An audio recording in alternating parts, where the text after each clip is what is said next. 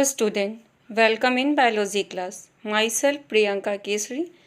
Now today I am teach you new chapter of biology. This one is the chapter number 3rd according to your biology book, but in NCERT according science NCERT के according this one is the chapter number 8.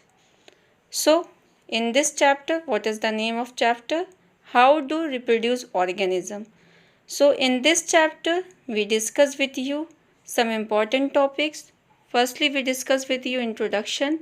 After that introduction, we discuss about the types of reproduction, asexual and sexual reproduction. And next topic is there types of asexual reproduction. Now another topic name is sexual reproduction in flowering plants.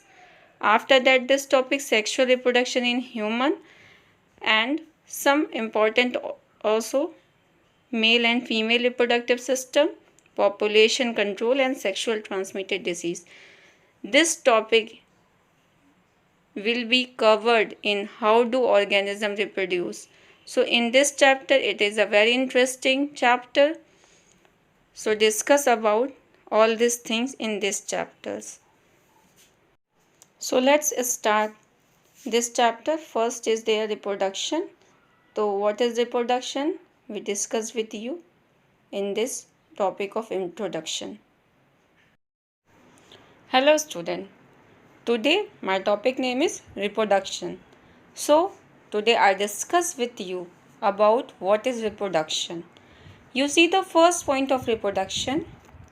Reproduction is reproduction in a biological process in which an organism gives rise to young ones, offspring. Young ones in bracket written there, offspring. It means similar to itself. आप ये देखते हैं कि reproduction कैसी process है. It is a biological process जिसमें क्या होता है कि जो मान लीजिए हमारे पेरेंट्स जैसे होते हैं एज लाइक मतलब ऑफस्प्रिंग्स भी वैसे ही होती हैं.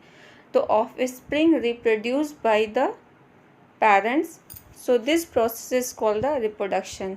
Suppose that you see in this figure. In this figure you see horse का जो बेबी है आप देख रहे होंगे यहाँ पे फोल. कैमल का है, दिस वन इज देयर काफ. तो आप देख रहे हैं कि जैसे हम पेरेंट बॉडी है एज लाइक वैसे ही एनिमल्स में भी रिप्रोडक्शन होता है, उनमें भी ऑफस्प्रिंग्स एज लाइक ही होती है. पर सिमिलर टू द पेरेंट्स ये ज़रूरी नहीं है. जैसे ह्यूमन बीइंग है तो ह्यूमन बीइंग के बच्चे ह्यूमन बीइंग ही होंगे, लेकिन एज अ ट्विंस जैसे नहीं होते. जैसे उनके पेरेंट्स दिख रहे हैं सेम एज लाइक स्ट्रक्चर उनका वैसे नहीं होता है. So you see in here this one is the reproducing to offspring. Now next point was there the offspring grow mature and in turn produce new offspring exhibiting a cycle of birth, growth and death. Offsprings it means जो संतानें हैं वो क्या करती हैं. संतानें मतलब बच्चे. जो parents के बच्चे होंगे वो ग्रो करेंगे अपने आप को, देन मैच्योर होते हैं and they producing the new offspring. फिर वो दूसरे अपने ही बच्चे को जन्म देंगे. As like suppose that now reproduction can be broadly classified into 2 types. Reproduction को अगर हम डिवाइड करते हैं 2 टाइप्स में, first one is there the asexual and second is there the sexual reproduction. In asexual reproduction I am written in here 2 comparative points of there asexual and sexual. इसे आप चाहे define के तौर पे भी लिख सकते हैं और चाहे इसे हम कंपैरेटिव पॉइंट से भी लिख. तो कंपैरेटिव मैंने आपको इसलिए यहाँ पे दिया है ताकि आप इन दोनों के बारे में इक्वली जान सकें. So asexual reproduction, asexual it means इनमें fertilization not take place. It means कोई भी पेरेंट्स जो होगा वो सिंगल पेरेंट होगा इसमें. So come in the point we discuss with you asexual and sexual reproduction. First point you see of asexual reproduction. In asexual reproduction a single individual parent produce offspring. It means asexual reproduction में only single parent are there producing the offspring. अभी इसके बारे में आपसे हम discuss करेंगे आगे. अब सिंगल पेरेंट, सपोज दैट एक हाइड्रा, क्या होता है कि साइड से बर्ड्स निकल आती हैं। ये बर्ड्स जो होंगी वो बाद में सेपरेट हो जाती हैं। यहाँ से सेपरेट होने के बाद ये फिर न्यू इंडिविजुअल्स में सरवाइव कर जाती हैं। तो ये इसमें कोई भी फर्टिलाइजेशन तो हुआ नहीं हाइड्रा में। और सपोज मान लीजिए एक अमीबा का स्ट्रक्चर है। अमीबा क्या होता है, they can divide into the 2 cell body. So इनमें भी कोई रिप्रोडक्शन नहीं हुआ। It means only single parent can be involve in asexual reproduction. So उसी के जस्ट अपोजिट सेक्सुअल रिप्रोडक्शन में टू पेरेंट्स मतलब male and female are involve in this process. Male and female, it means male or female, what there, it means ovum, it is a female gamete, and sperm is their male gamete. So both can fuse. This process for sexual reproduction, इसे हम fertilisation भी कहते हैं। तो fertilisation की process जो होगी वो सेक्सुअल रिप्रोडक्शन में होगी। इसमें मेल और फीमेल दो पेरेंट का होना ज़रूरी होता है। So next point of asexual reproduction, there is no formation and fusion of gametes. इसमें कोई भी गैमेट का फॉर्मेशन नहीं होता है और ना ही इनका कोई फ्यूज़न होता है। But in sexual reproduction formation and fusion of gamete both, क्योंकि इसमें गैमेट की रिक्वायरमेंट्स होती है। Gametes it means female gamete मैंने आपको बताया ओवम, और मेल गैमेट होगा स्पर्म। ये दोनों गैमेट्स आपस में फ्यूज़ करते हैं। फ्यूज़ करने के बाद ही इसमें फर्टिलाइजेशन होता है। तो सेक्सुअल के लिए both parent are involve. Asexual में single parent are involve. No formation and no fusion of gametes. इसमें formation of gametes and fusion of gametes both are there. In this division only mitosis is there, but in sexual में mitosis and meiosis both occurs. Okay, ये केवल mitosis का ही division होता है क्योंकि इनमें cell body जो होती है वो इंटरनली डिवाइड होती है। एंड सेक्सुअल रिप्रोडक्शन में सोमैटिक सेल में भी डिवीज़न होता है। सो इसमें दोनों प्रोसेस होती है, meiosis and mitosis both. Now, in sexual reproduction में offspring produce are genetically identical and referred as clones. इसमें क्या होता है कि asexual reproduction में जो parent body होती है, suppose ये parent body है, मैंने हाइड्रा ही लिया है, ये similar होती हैं offspring। तो इसमें जो offspring होगी वो parent body के क्या होंगे, genetically identical, मतलब वो जैसे पेरेंट होते हैं वैसे ही उनकी संतानें होती है। इट मीन्स उनके ऑफस्प्रिंग्स होते हैं। बट सेक्सुअल रिप्रोडक्शन में ऐसा नहीं होता है। ओनली जैसे ट्विंस हैं तो उनको छोड़कर। सो सेक्सुअल रिप्रोडक्शन में क्या है कि the offspring are not identical to the parent themselves and exhibition variation. ठीक है, जब तक उनमें कोई भी ऐसा चेंजेस ना हो, मतलब एक्सहिबिट वेरिएशन मीन्स होती विभिन्नताएँ। सो ऑफस्प्रिंग में क्या है कि इसमें सेक्सुअल रिप्रोडक्शन में जो ऑफस्प्रिंग होंगी, जो संतानें होंगी, वो अपने पेरेंट्स के जैसे बिल्कुल ही नहीं होती हैं। सेम एज लाइक नहीं होती कि जैसे आपके फादर का फीचर्स दिख रहा है वैसे आपका भी दिखे, जैसे आपकी मदर का फीचर्स दिख रहा है सेम आप मदर के जैसे हो।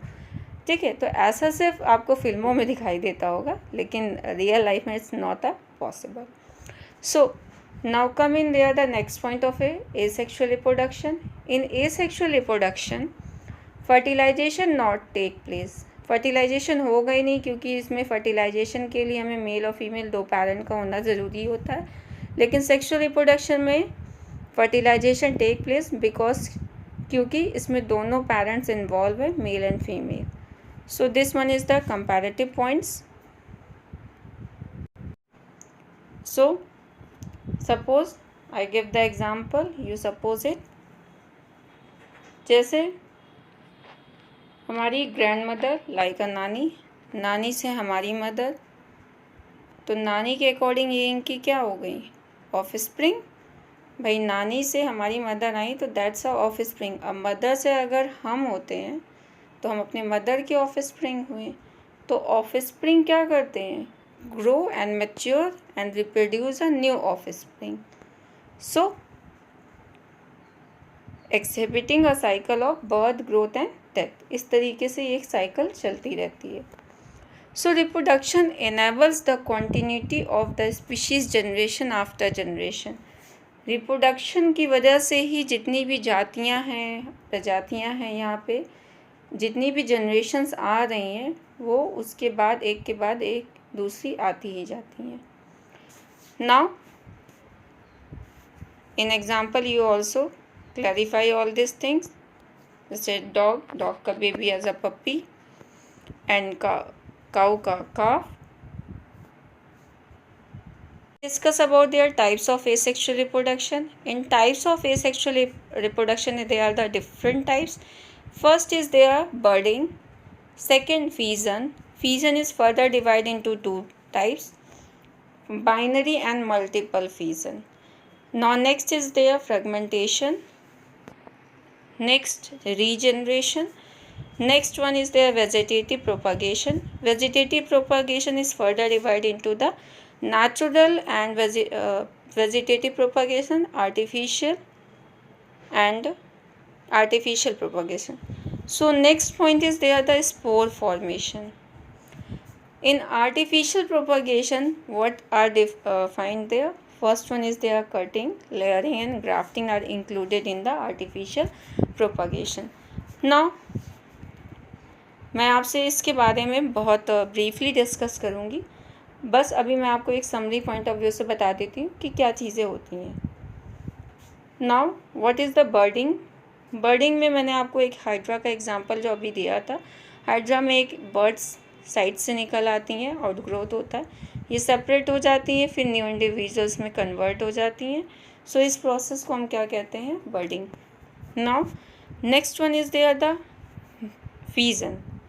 Fission are there two types, binary and multiple. Fission का मतलब होता है डिवाइड होना।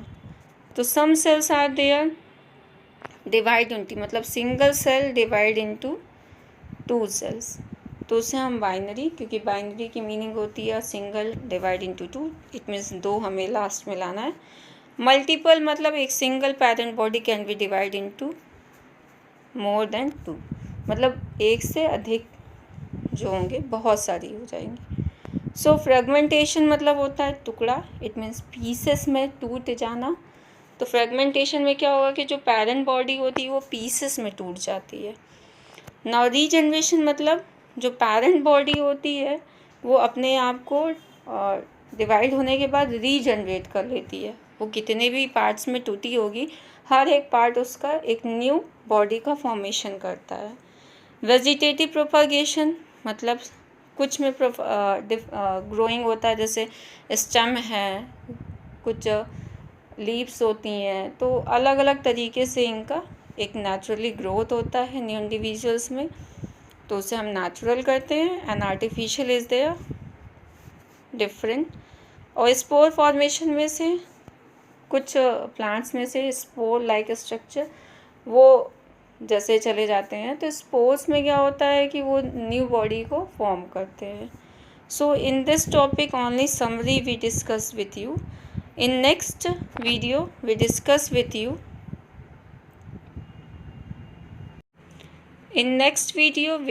With you briefly description of types of asexual reproduction.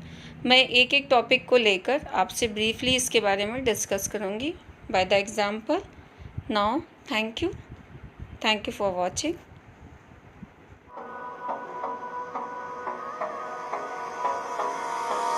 Hold me close till I get up.